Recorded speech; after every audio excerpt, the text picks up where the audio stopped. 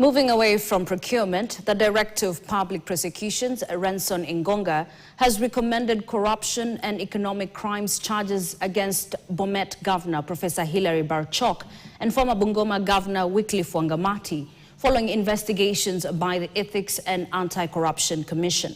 The Bomet Governor allegedly received over 2 million Kenya shillings from companies that traded with Bomet County, while the second case involves allegations of embezzlement of up to 70.2 million shillings by Wangamati and other county officials. As KTN's Daniel Kariuki now reports, this comes days after EACC called on the office of the DPP to hasten the process of prosecuting those in the over 80 files forwarded to his office. The Standard newspaper has been at the forefront in calling out on offices mandated to lead in the fight against corruption. Days after the Standard called out the Director of Public Prosecutions, DPP Renson Ingonga, to up his game on files on his table on individuals accused of corruption, after investigations by Ethics and Anti-Corruption Commission, Ingonga has recommended the prosecution of two leaders, Bomet Governor Hilary Barchok and former Bungoma Governor Wangamati. This coming just a day after ODM leader Raila Odinga cited the DPP as the weakest link in the fight against corruption. As the embodiment in Kenya of the phenomenon of impunity, that description remains accurately descriptive of the office of the Director of Public Prosecutions in Kenya today. In a statement wired to newsrooms, Ingonga confirmed that his office had reviewed inquiry files forwarded by the EACC and found sufficient grounds to prosecute the two leaders alongside several county officials and private contractors.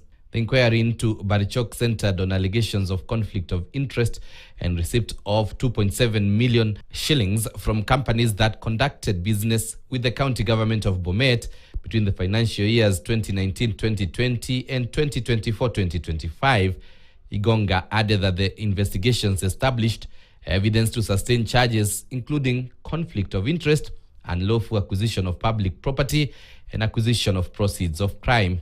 The second inquiry involved allegations of embezzlement of 70.2 million shillings by Wangamati, county officials and directors of private companies linked to county tenders. According to Ingonga, the funds were siphoned through irregular procurement processes and fraudulent companies connected to county officials and associates of the former governor. Ingonga confirmed that his office had approved multiple charges against Wangamati. They will also face charges relating to acquisition of proceeds of crime and fraudulent practices in procurement. EACC insists there are more governors involved in corruption.